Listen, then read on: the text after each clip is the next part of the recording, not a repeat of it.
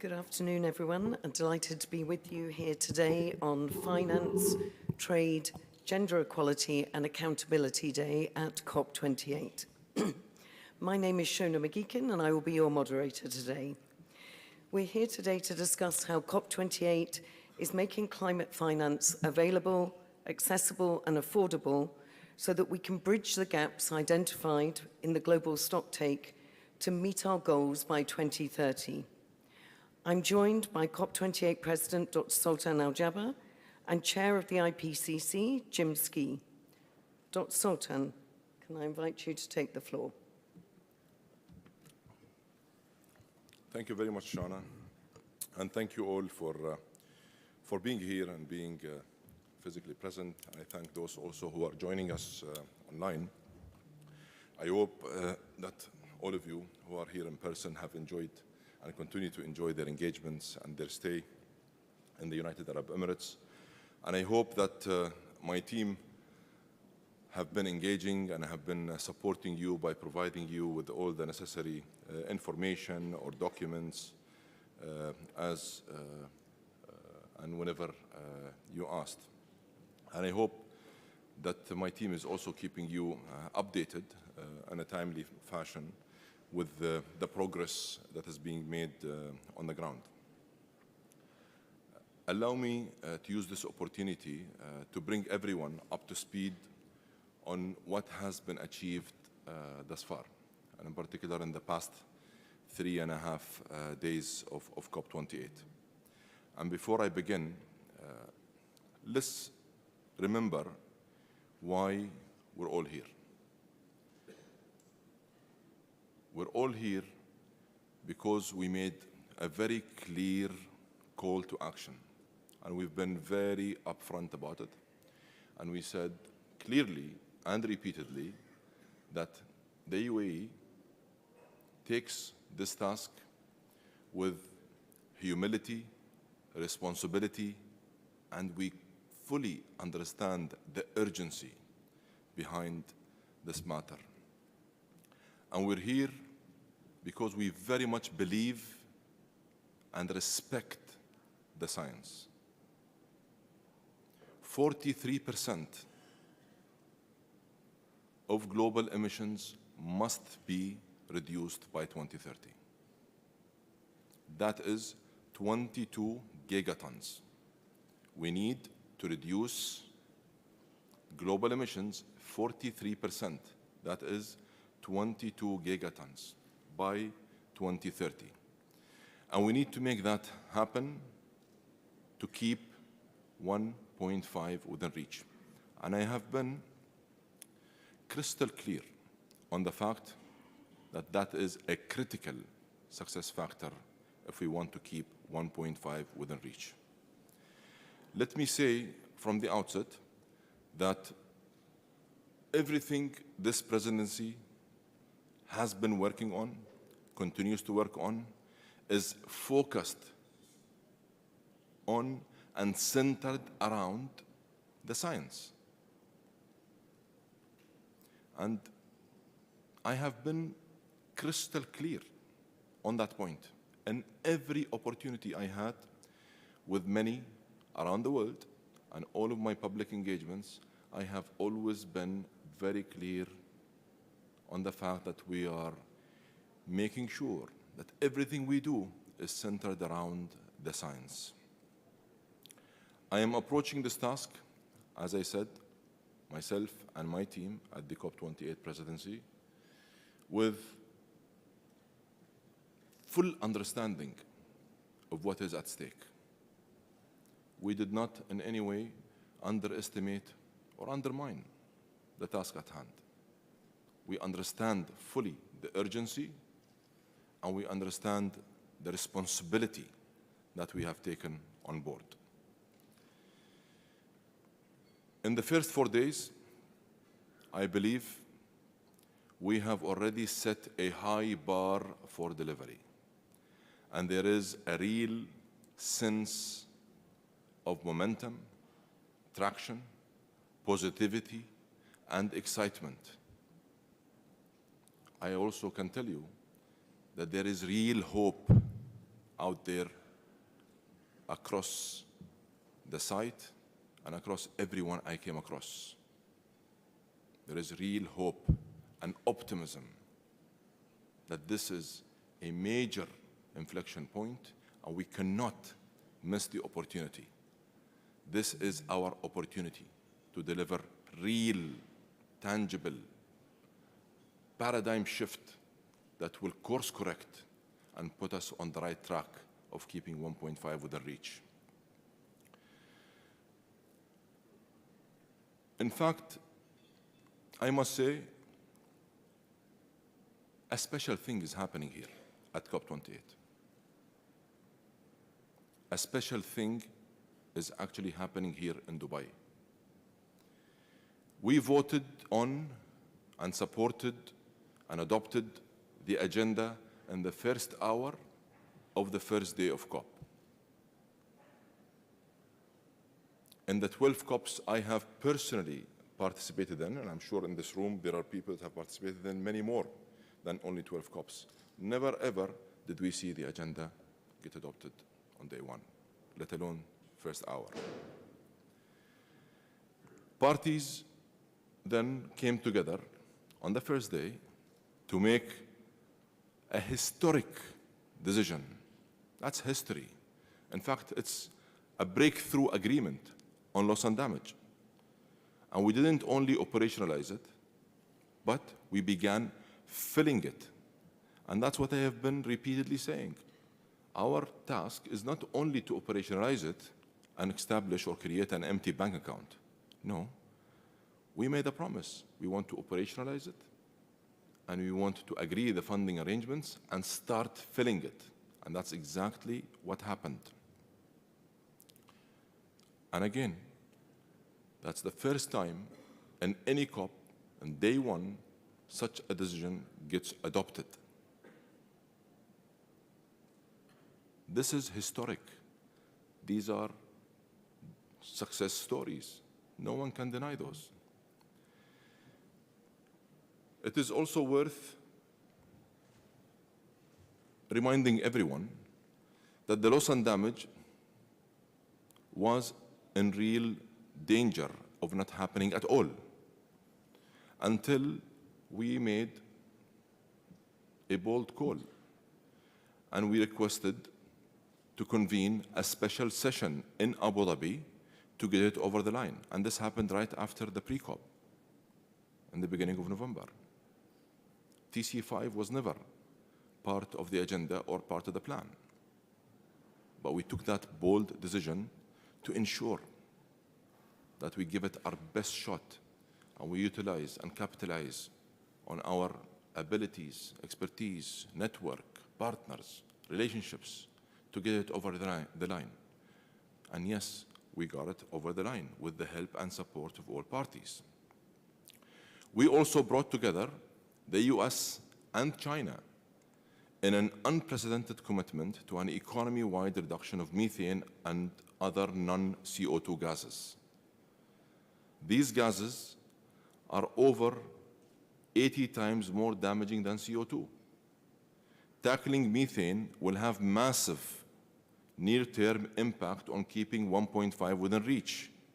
And that's why I am putting it at the top of my agenda.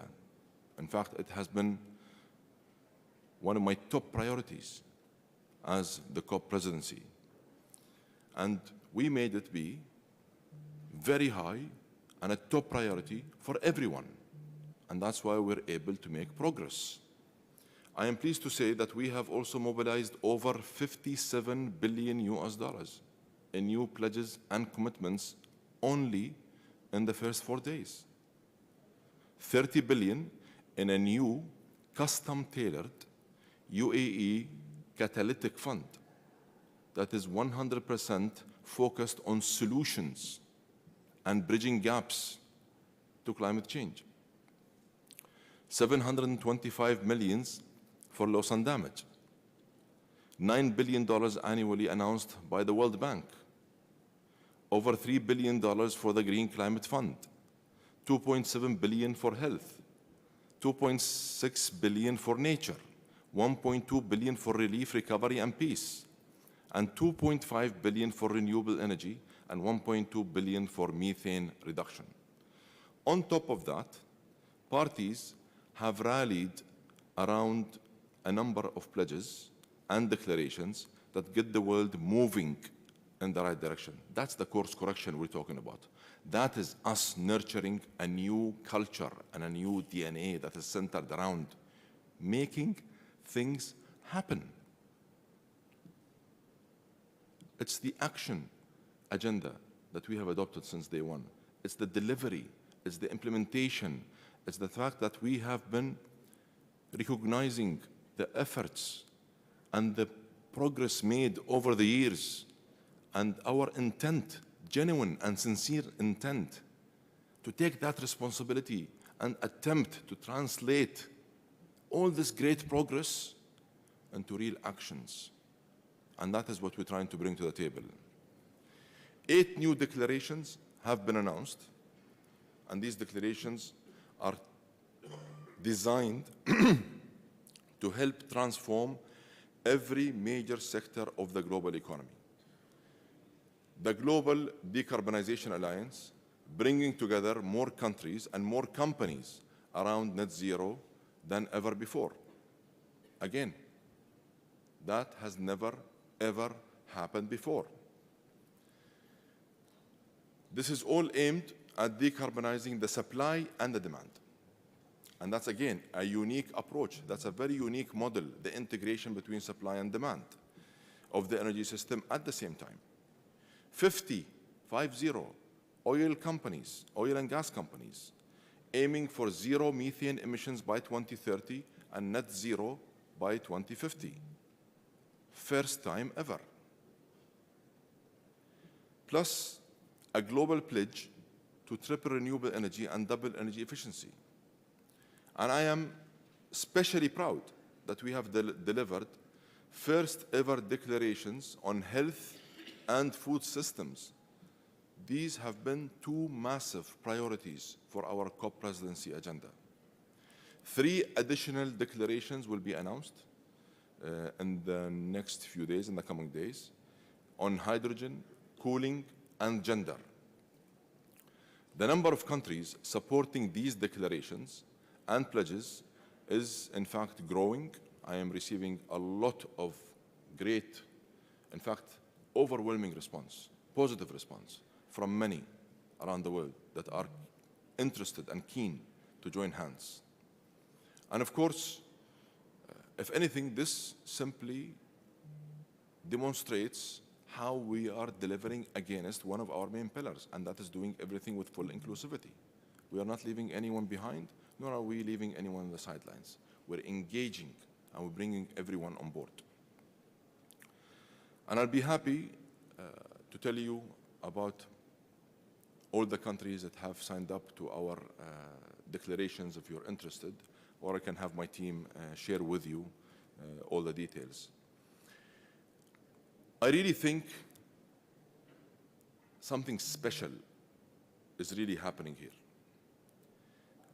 The positivity, the optimism, the hope, the momentum, the determination is just growing.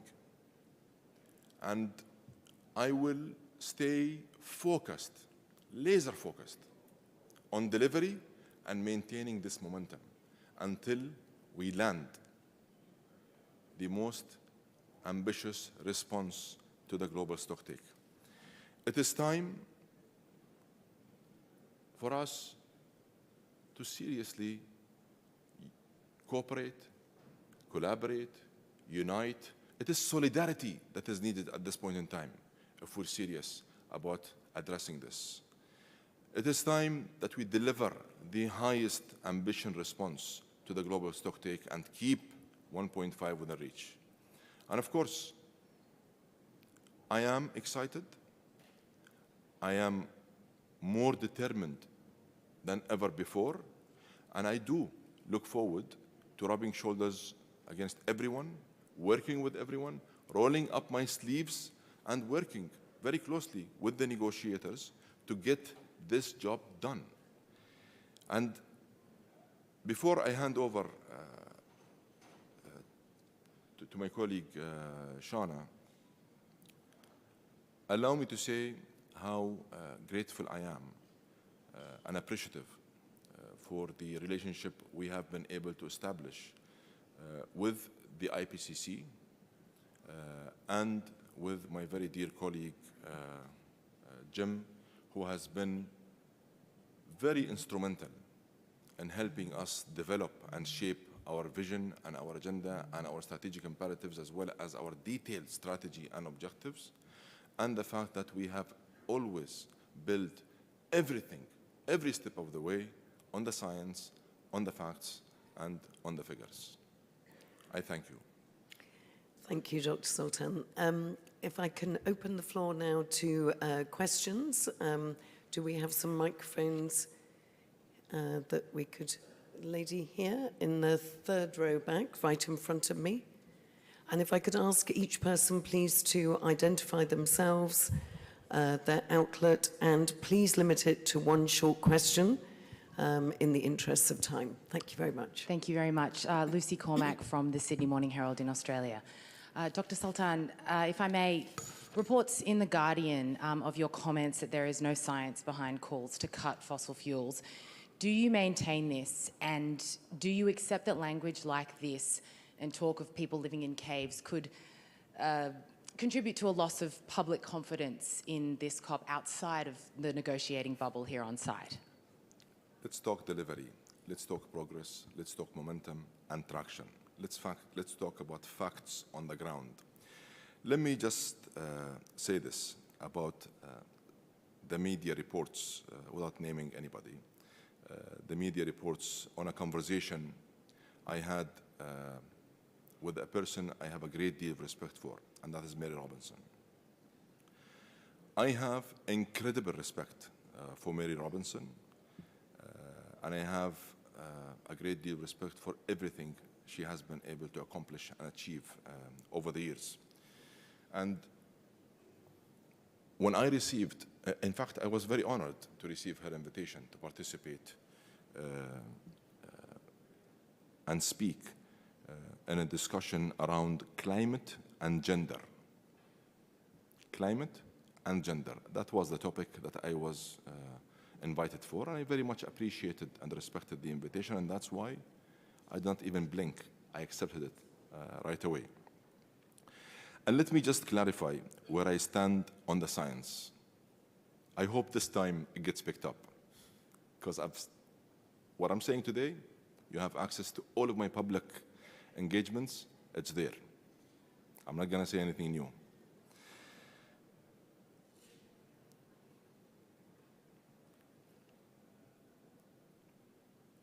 I honestly think that there is some confusion out there, and misrepresentation and misinterpretation. And to address this question right, let me first introduce myself to you. I'm an engineer by background. It's the science and my respect to the science and my passion about the science, and it's about my conviction to the science that have enabled me to progress in my career. I'm an economist by background, and by combining my passion for science and my engineering background and supplementing that with business and economics skills, I was able to progress in my career. So science has been central to my own career progress. And yes, I respect the science in everything I do. And I respect and trust numbers and figures. Science has guided my life. This is a fact. And I have repeatedly said in many occasions and in many different platforms that it is the science that have guided the principles of our strategy as COP28 Presidency. And I've been very crystal clear about that. And I hope that this time I am clearer in getting this message across. The science says that we must get to net zero emissions by 2050, and we must reduce emissions by 43% by 2030, and that is to reduce 22 gigatons, the one I just referred to, in order for us to be able to keep 1.5 within reach.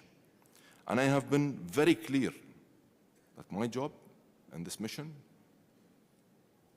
is to ensure that my North Star continues to be, and that we stay laser focused on our North Star, and that is keeping 1.5 within reach.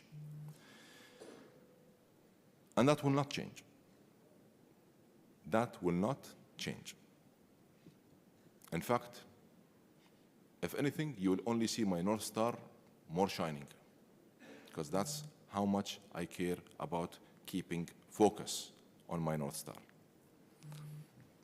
I have said over and over that the phase down and the phase out of fossil fuel is inevitable. In fact, it is essential.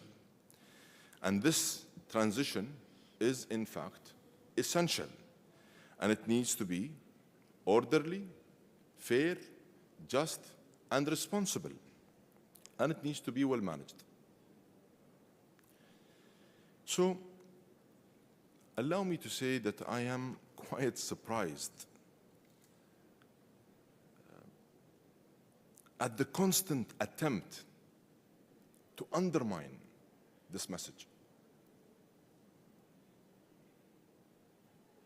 I can't not be clear about it. I am quite surprised with the constant and repeated attempts to undermine the work of the COP28 presidency and the attempts to undermine the message that we keep repeating when it comes to how much we respect the science and how we ensured that the science is what dictates our strategy for our strategic imperatives and the objectives we want to deliver at COP28. Let me just add this. I know that there are strong views among some parties about the phase down or phase out of fossil fuels. And allow me to say this again. This is the first presidency ever to actively call on parties to come forward with language on all fossil fuels for the negotiated text. This is the first ever presidency that does that. How come this doesn't get picked up or mentioned? This is a reality. It's a fact. I have said this repeatedly in my public engagements. At the pre-COP, I said very clearly that we, as the COP28 presidency, are extending an open invitation to all parties to come forward with common grounds and consensus when it comes to this language. And yes, I am engaging with all parties. And yes, I am encouraging them to do so. And I said the same many times. And I said it even again in my opening remarks at COP28. But guess what? It was barely picked up. Barely.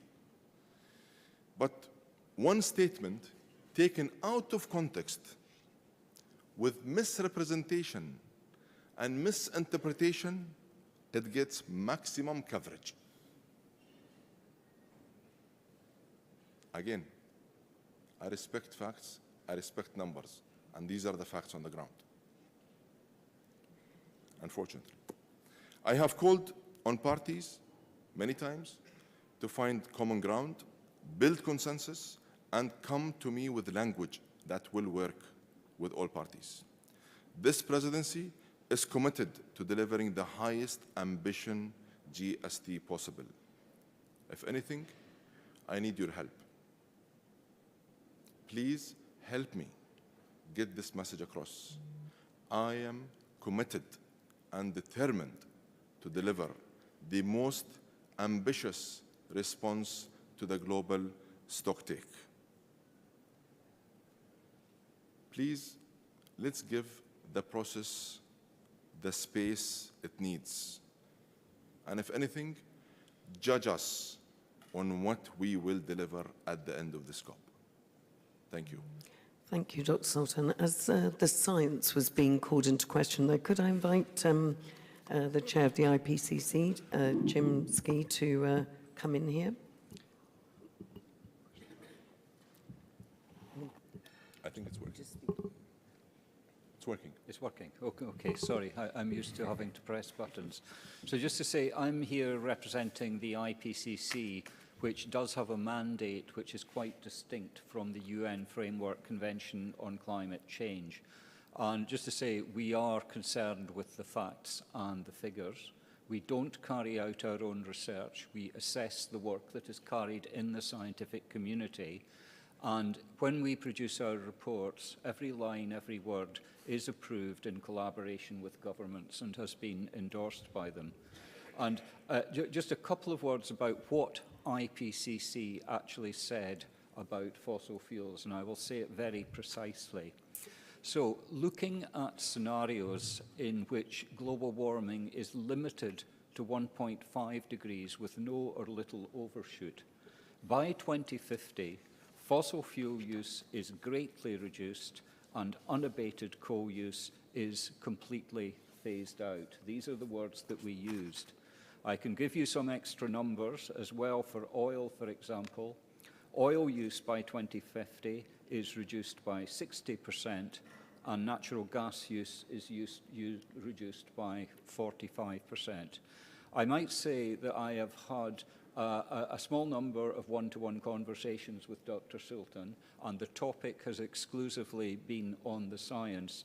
And I can say that, that Dr. Sultan has been attentive to the science as we have discussed it, and I think has fully understood it. So I don't want to go beyond that and do interpretation. I think we should have the facts out there, and if people want to see the detail from the IPCC reports, we would happily provide them to journalists. Thank you very much. Gentleman here in the front row, if we have the microphone. Yes. Seth Borenstein, the Associated Press. Dr. Sultan, just to drill a little deeper into your comments, can you go through and define for us time periods you are talking about with phase down and or phase out, the difference to you between the two, and how, and with the Secretary General has said just here a few days ago, don't even talk abated.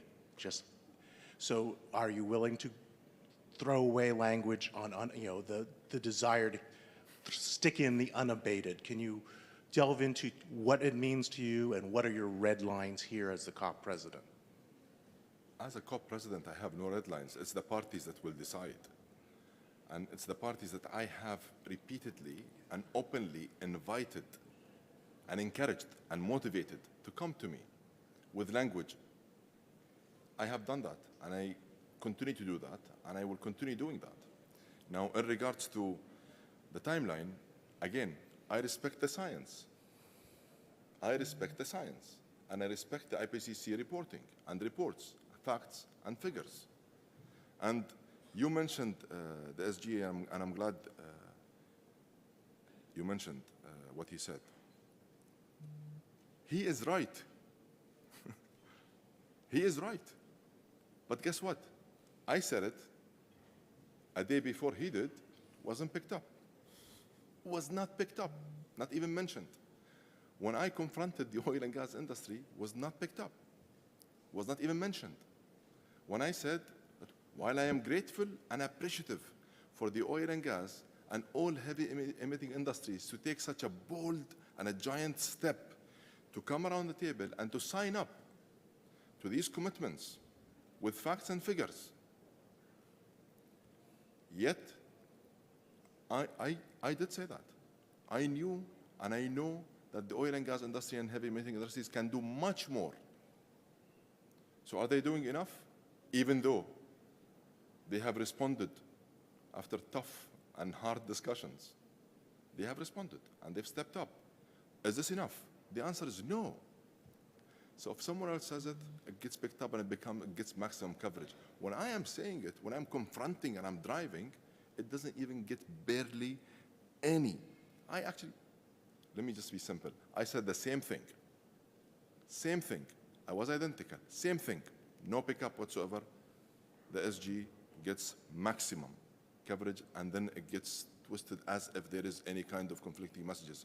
I'm telling you, we are not. Why? Because it's the science that is driving the principles of this COP.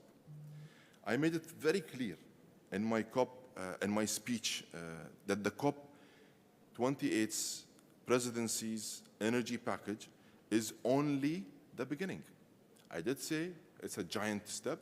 I did say it's a big step in the right direction, but I did mention it, and I repeatedly said it, it is not enough. And I did encourage everyone to work with us and to help us identify more and new solutions, and to help make this energy package better and help us unlock its potential.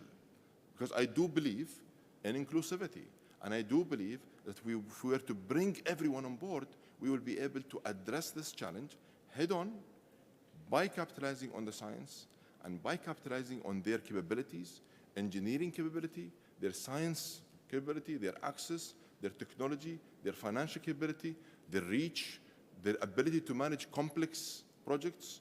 I believe that they can help fast track this transition. Thank you, sir. Thank you very much. I'm afraid we're going to have to draw it to a close with 4 key themes in today. We have a very busy schedule. We will be back tomorrow morning at 9:30 a.m. in this room, and we look forward to seeing you then. We hope you enjoy the rest of the day today. Thank you very much, everybody. Thank you.